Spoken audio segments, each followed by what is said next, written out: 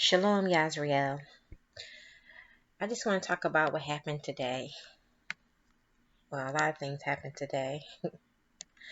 Um, but one of the things I want to talk about is I was coming from Dollar General, and it was this man in the store, and he saw me, and he was picking at me in the store, and I was pretending he didn't exist.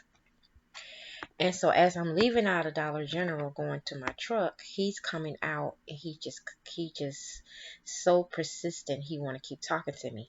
And his car is parked next to my truck. So he comes up to me running up or whatever. And he says, "You are so beautiful." I don't know how he know that because I got a mask on, my hair covered up in a scarf. So I'm looking at him or whatever. And he like, "Don't look at me like that." And I'm looking at his eyes. They just twinkling with lust. So he says, "Can I have your phone number?" And I said, "No." And he said, "Why? Are you married?" I said, "No." I said, "I've just given my life totally to Elohim, and I just not going to date or look for marriage or anything. I want to be the bride of Yahushua HaMashiach when he returns, and that is my goal." He said, "Oh, okay." So I asked him, was he from Philadelphia? Because I don't know, it was just a couple things about him remind me of the men there. And he was like, "Yeah, I lived there for a short time. I got friends there." I said, "Okay." And then he said, "Well, why don't you just give a brother a chance?" Which they all say that. They better than the next man. And so I said to him, I said, "You know what?" I said,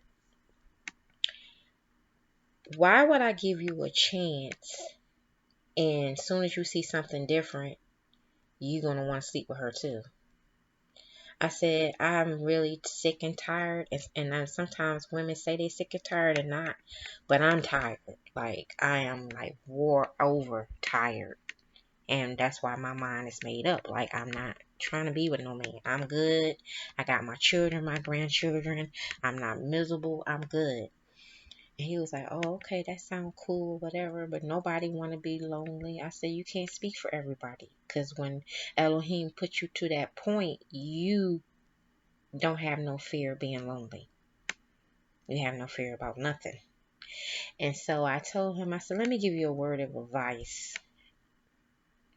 I said, "Our brothers are out here bashing us, always condemning us, telling us we have low self-esteem and all these things."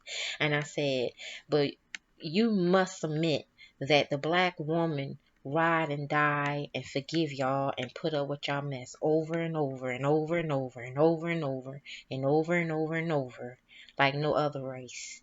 And he was shaking his head and agreeing and all this other kind of stuff. He was like, "Yeah, you right."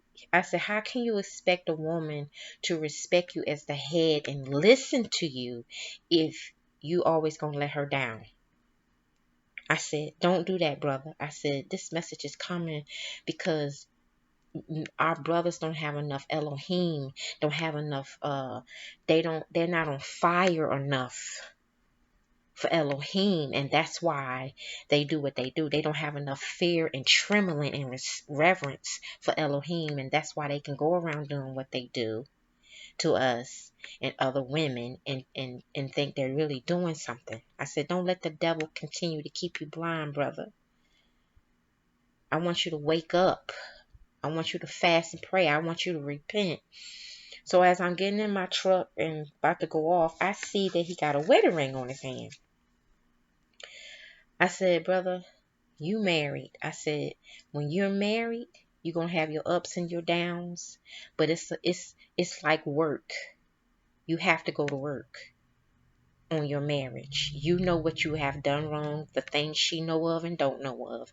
You need to repent. You need to get home with your wife tonight and pray with her and sit down eye to eye and be the head and not the tail no longer." And you're not going to believe this, but his eyes start watering up. He said, "Sister," he said, "you right.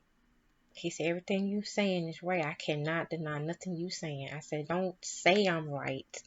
And then as soon as you get in the car, you forget what I've said because it's not me speaking.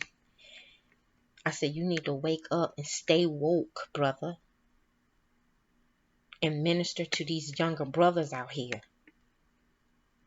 He said, you right. I said, yes, I'm right. And I want you to do what is right. So I'm coming to you all with this video because whoever listening to this video, if it's man or woman, it's time to do right. And yes, you can do right. It's a choice. And Elohim gives you that choice.